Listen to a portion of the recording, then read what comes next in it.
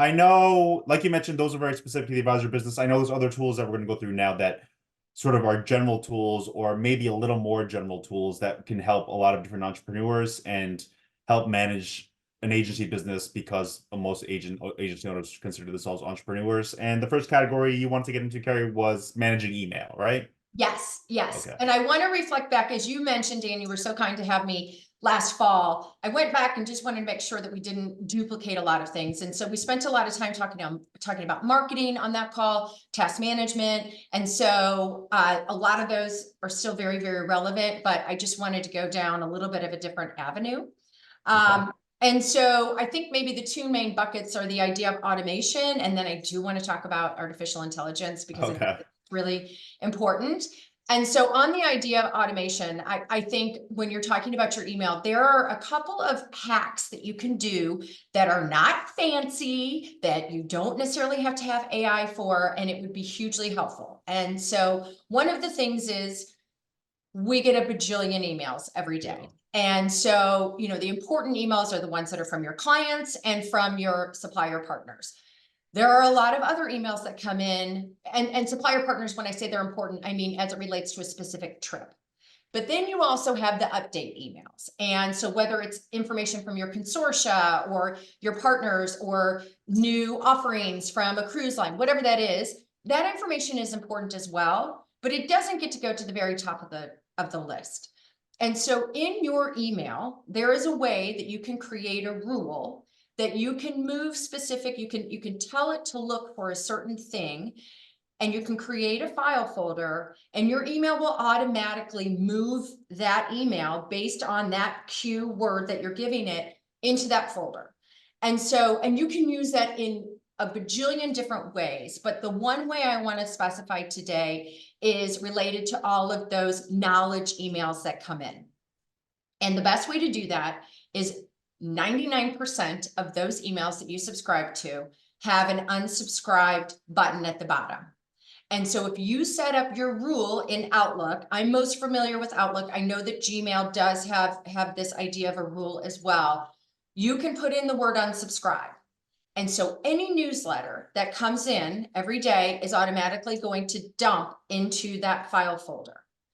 And then all of that is there for you to review depending on what works best for you. So for me, my brain works better in the morning. I'm super efficient. I get my stuff done. By the time 4 o'clock, 4:30 rolls around, Yeah. I'm tapped out, Yeah. but I still need to do some work. So that's when I'm going to go into that folder and I'm going to skim through and I'm going to see what Explorer Journeys has to offer or whatever that is and go through it. So I'm still working, but I'm cleaning up. Or if you're a person who needs 40 cups of coffee before you get going in the morning, and that's going to be how you start your day, you're going to go into that folder and you're going to go through and you're going to clean it out. 2 things to know: clean it out every day. It's only going to get worse every day. If you didn't read it today, goodbye. You're not going to read that one tomorrow. I promise you, because then there's double that amount that's in there tomorrow. And if it is a flash sale, if it is a promotion, if it is a new hotel, if it is a new offering from one of your on-sites, they're going to ping you again. So it's not like the news is lost. Also, you guys will repeat stories too. So we will find it again. The other hack that I have is that if an email comes in and you're not interested in it, unsubscribe immediately. Whenever we sign up for something, when we join trade shows, if we go on a tour edu that's done by the tourism board, our email is given to every single person in that realm. And now you're on their mailing list. And so if you know that you may never sell a particular riad in Morocco, or you may, but you're not going to do it today, unsubscribe from that email. It takes you 2 seconds to scroll down, hit unsubscribe, and move on, because then it's not even going to show up again. So, sometimes I feel silly saying these things because it sounds so obvious, but we all need a reminder because we just get bogged down in other stuff. Yeah, I completely agree, Carrie. I fly primarily one airline, but once in a while you need to fly a different airline because the route, and you get the same many emails from the secondary airline, and you not necessarily don't need to be on there. on their marketing lists. I did have a question, but I think I found the answer, because I use Outlook a lot, like you. Yep. And I was wondering where you put these rules in, but there, if you can highlight a message and it's just the top of your Outlook app on your computer, on your desktop, it has next to move, it has a rule section where you could put by sender, by keyword, by unsubscribe, like you said. So it's really easy to find. I assumed it would be difficult to find, but it really wasn't. I did it right here. Yes, and you can't, the other thing is by person too. So if you, have I would not recommend, so here's the extreme of this the other way. You can feel compelled that you would do it by person. And so I'm working on Dan McCarthy's trip to Ireland. Of course, Dan McCarthy's going to Ireland. And so, and I could sort it by Dan McCarthy. And so that all my conversation related to Dan McCarthy goes into one folder. But there is such a thing as pushing to stuff out of your site. And now that's gone there and you forgot to check it. And Dan McCarthy needed to tell you that he had to change his travel dates and you missed it. So I would use that rule not for clients and not for specific trips. If you have a team you're managing, that is something that you can do. But I think it's mostly for sort of the low-hanging fruit that I would use that rule. Yeah, and I think what this would help me with, I think, is getting overwhelmed when maybe I have been on a 5-6 hour flight and during the workday, and I know my email inbox is going to be crowded when I check it again. I think it would help a lot. Or when you are, I know it's impossible for advisors to take any kind of breaks now, but if you are lucky enough to take a break, it seems like something that would really help you with a lot.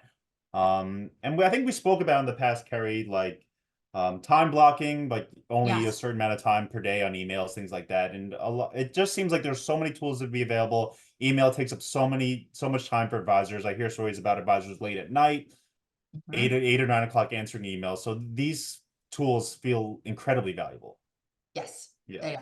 they are big time. Another 2 more thoughts on email.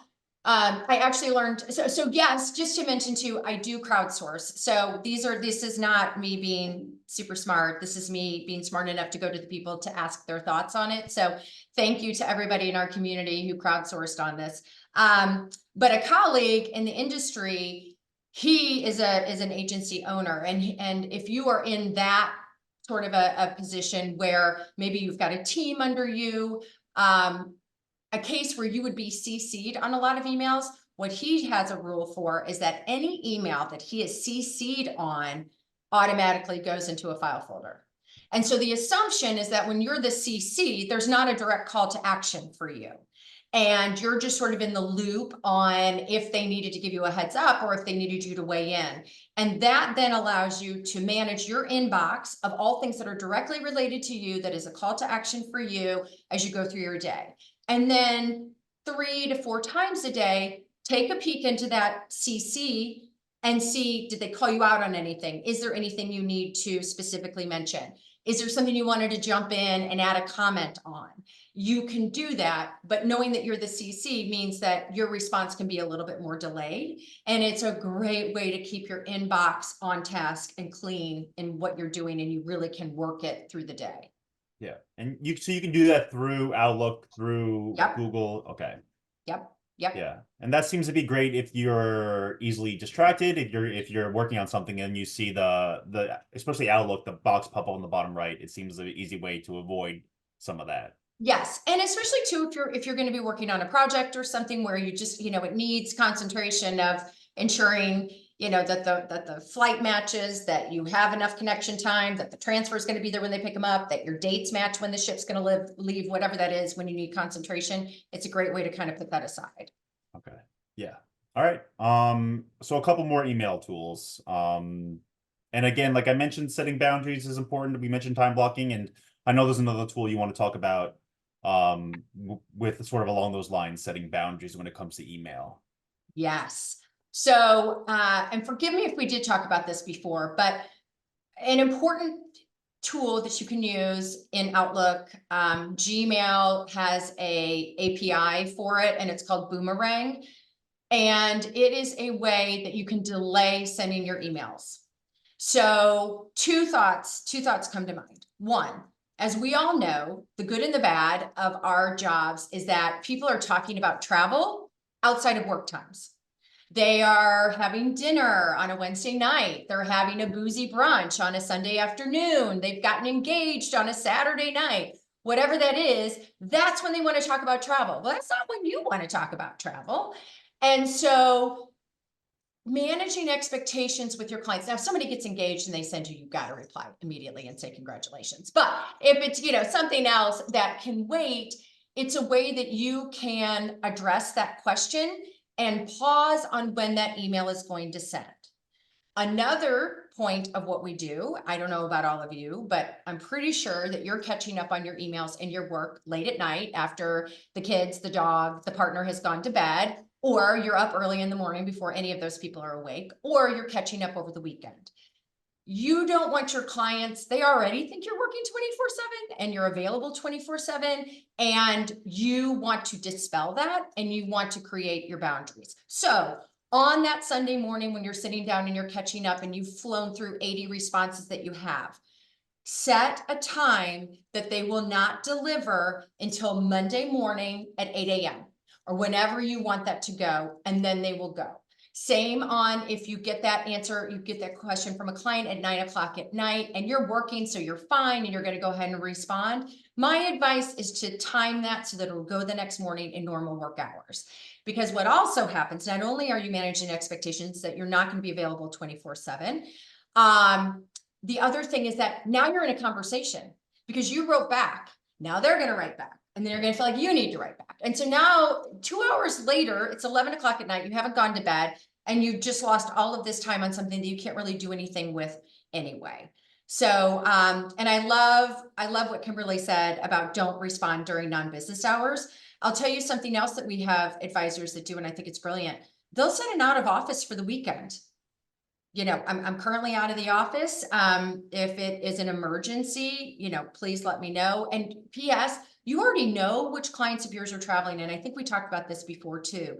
If you need to be aware of the departures that are going on and the things that could go bump. So if you know that you have someone who has a super tight connection at Charles de Gaulle, which we know is a terrible airport, tee yourself up that something might go wrong and there might be a bump and you may need to be available. And in that case, it is an emergency and you can respond. But beyond that, I totally agree with you, Kimberly. It's just, and again, we're working outside of office hours, but that's why I just recommend timing it. So Boomerang is what you can use for Gmail for that. And Boomerang actually even has more tricks and hacks with it that you can dive a little bit deeper into if you wanted to, because there is a subscription to it. So if you're paying for something, you want to maximize it the most you can. Okay.